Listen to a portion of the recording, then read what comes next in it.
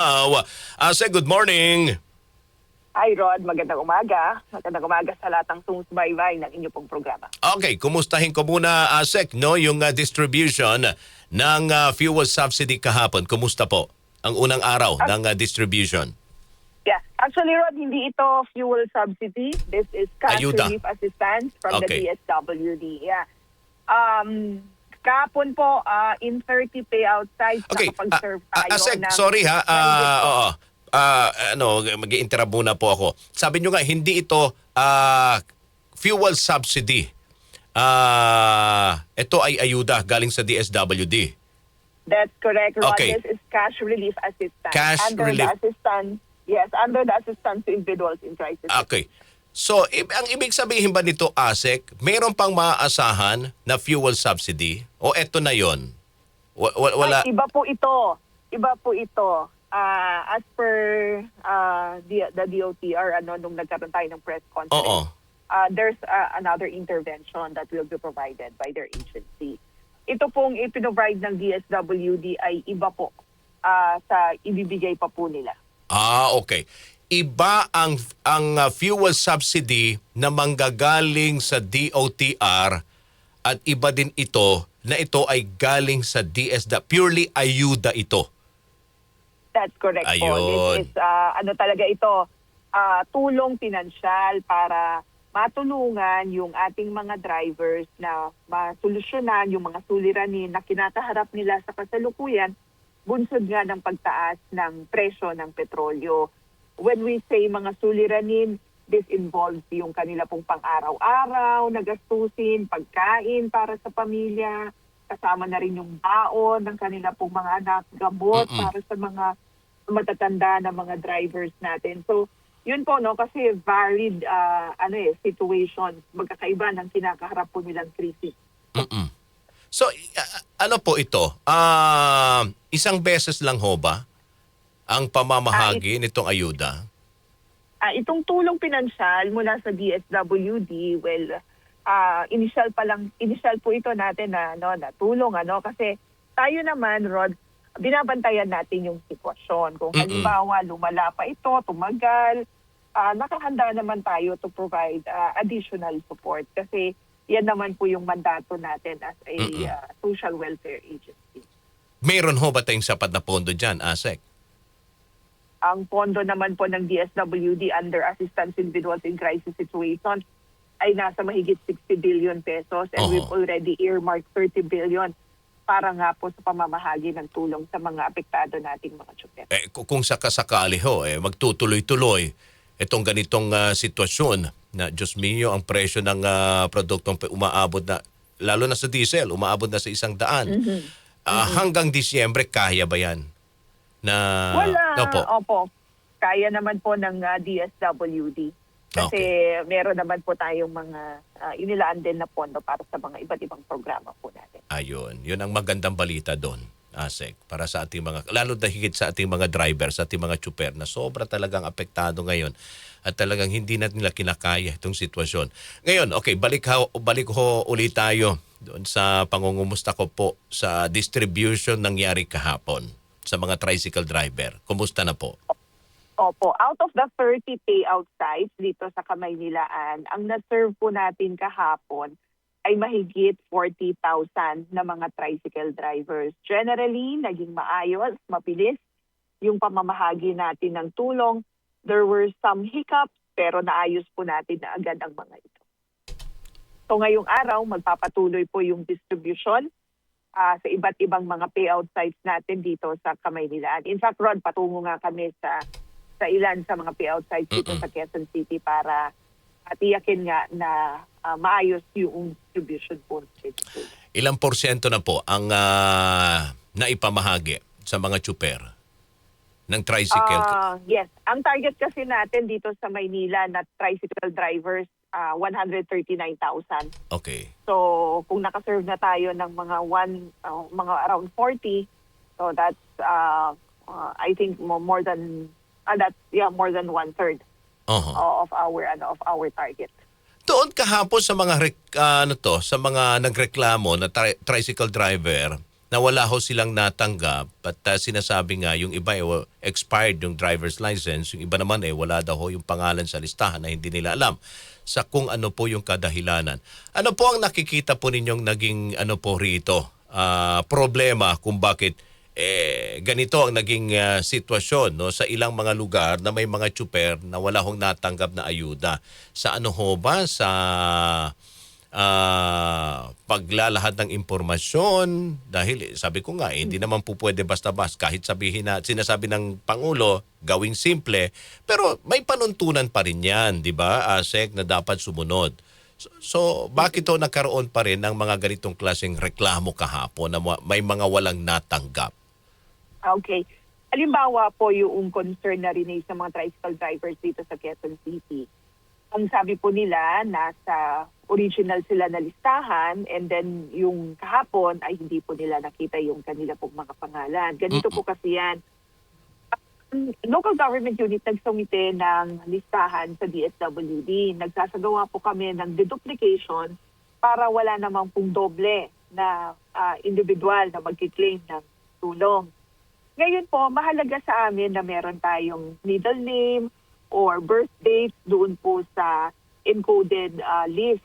Kasi po, pwede na pareho ng pangalan ang isang dalawang tao, pero magkaiba po yan ng middle name at magkaiba ng birth date. Kaya kinakailangan sa deduplication process, kumpleto po yung information na yon. So, binalik po natin yan, yung ibang listahan sa local government units, and then kinakalat nila yung dagdag na impormasyon nga po and then i-re-encode sa system. But anyway, naipaliwanag po ito kahapon sa mga super and then ang commitment natin by Thursday ay mag-pay-out na po sa kanila. So hindi po nila kinakailangan mag-alala sapagkat sila naman po ay makakatanggap nitong tulong pinansyal. How about yung listahan, ASEC? Kasi kahapon may mga lumalabas nandun yung pangalan, pero tsugi na pala yung driver. Ibig sabihin, hindi updated yung listahan na naisumiti ng LGU sa DSWD. Yes, kaya nga Opo. payout kasi po gusto natin na yung tao ay buhay, physically present doon sa ating pamamahagi ng tulong. Because that's the only way we could establish na buhay pa nga po, no, yung nasa payroll po natin para po ma-address yung mga issues ng sinasabi na wala na po, hindi na po, wala na po, patay na, and yet nasa listahan pa. Doon naman po sa mga ibang areas, yun din po, no, yung listahan, sabi nga natin, dapat ina-address lahat ng mga concerns ng mga drivers po natin para hindi naman po sabihin na hindi sila na-include. Oo. Baka iisipin din ng mga anak, di ba, ng yumaong driver o ng asawa dahil nandun yung pangalan, meron pa silang matatanggap. Opo, Oo, yun diba? nga po, no? Kaya dapat talaga physically present yung driver para po natin, para Dapat po buhay. maibigay natin sa kanila. Opo. Opo. Paano naman yung mga colorum? Driver pa rin ang mga yun. Actually, ito nga yung sinasabi natin, di ba, Rod? Oo, apektado Bago din po sila. Kayo, Oo. Bago po kayo makapagpasada, kinakailangan meron kayong pangkisa, meron kayong permiso mula sa inyong local government unit. Oo. Kaya kung hindi po talaga legal ang inyo pong pamamasada, well, unfortunately, hindi po kayo talaga magre-reflect dun sa listahan ng inyong local government unit. Kaya mahalaga po na isaayos natin ang mga dokumento natin in the same manner na kapag expired po yung ating lisensya, dapat i-renew po natin. Kasi again, hindi naman po dapat pumasada ang isang individual na expired ang kanyang license. That's a direct violation of its dictum. Ayun. Kasi sinasabi nila, Pilipino din kami. Apektado din kami. illegal naman po yan, no? illegal nga lang yung kanilang operasyon. Nauunawaan po naman natin yung sitwasyon ng ilan. Pero sabi nga po natin, para maging maayos yung pamamahagi ng tulong, wala rin naman po magsabi na hindi po fair yung distribution of assistance ay sa maayos din po nating pamamaraan idaan. yung paghingi. Okay. Siguro para malinaw lang din, ASEC, no, sa ating mga chuper, lalo na sa mga tricycle driver na nakikinig ngayon, ulitin lang natin yung mga patakaran rito. Lalo tigit yung mga kailangan nilang ipakita, no, bago nila makuha yung kanilang ayuda na 5K. Ano ba yung mga kailangan nilang ihanda at sino yung mga dapat tumanggap rito? Well, ang mga identified po na beneficiaries ay mga tricycle drivers na rehistrado nga po sa kanilang mga local government units. And ang ating pong kinakailangan lamang po na i-submit sa atin ay yung kanilang valid driver's license and a photocopy of it. Yung photocopy kasi kukunin po natin, and then yung driver's license kailangan lang po nilang ipakita for verification. So yun lamang po ang kinakailangan na lang dalhin. Okay. So pag natapos na, no, i-distribute itong cash assistance sa lahat ng tricycle driver, sino naman ang susunod na makakatanggap mula sa transport sector na ayuda from DSWD?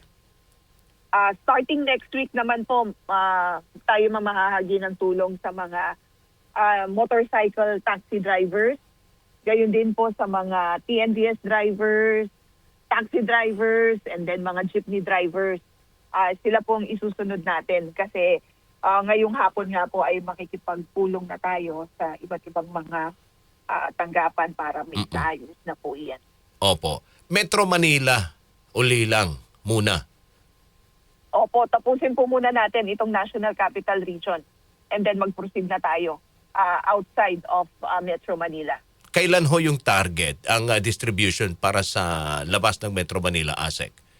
Actually, ang target kasi natin na matapos dito sa NCR na lahat ng drivers ay before the end of March. Okay. So after Holy Week, After ano na tayo? After Holy Week, mag-provincial distribution naman tayo. Outside Metro Manila.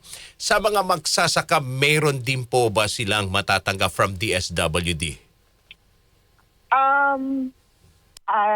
Alam ko, ang assistance to individuals in crisis situation, it's open to all sectors. Walang pinipili po yan basta individuals in crisis situation.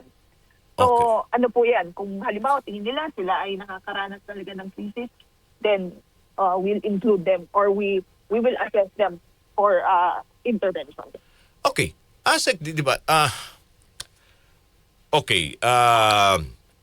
Etong sitwasyon ngayon, hindi lang naman mga tsuper, yung nasa transport sector ang apektado. Event, yung mga simpleng Pilipino, lahat ng individual apektado. Meron din ho bang niluluto, pinaplanong programa ang DSWD din after yung distribution ng ayuda sa transport sector para sa mga simpleng kababayan natin na apektado din dito sa sitwasyon ng oil crisis? Actually, ito nga yung nabanggit ko, yung ating assistance to individuals in crisis situation, Rod. Ito talaga bipas sa mga individual po na nakakaranas ng crisis. So, mahalaga lang naman po magtungo yung ating pong mga kababayan sa ating pong mga crisis intervention unit offices para po ma-assess sila at mabigyan po ng tulong. Ayun. Alright. ASEC, maraming salamat po sa inyong oras at panahon. Baka mayroon pa ho kayong nais na maidagdag na ginagawa ngayon ang DSWD. Nasa inyo pong pagkakataon, ASEC. Well, Rod, unang-una, maraming salamat sa inyo at sa iyong programa at binigyan daan nyo ang DSWD. Pangalawa po, paalala lang po sa mga nakikinig natin ng mga drivers. Pagtungo po kayo sa inyong designated payout site sa oras po na itinakda. Dalawa po kasi yung ginawa natin. First batch in the morning, second batch in the afternoon. And then, dalhin nyo lamang po ang inyong valid driver's license at ang photocopy po nito para maayos yung distribution natin. Kasi, again, ayaw natin na maantala ang inyong pamamasada. So, kinakailangan po na kumpleto lahat at mabilis yung ating pong mga proseso. With that, Rod, magandang umaga at maraming salamat. Maraming salamat din po. ASEC Irene Dumlao, DSWD spokesperson. Straight to the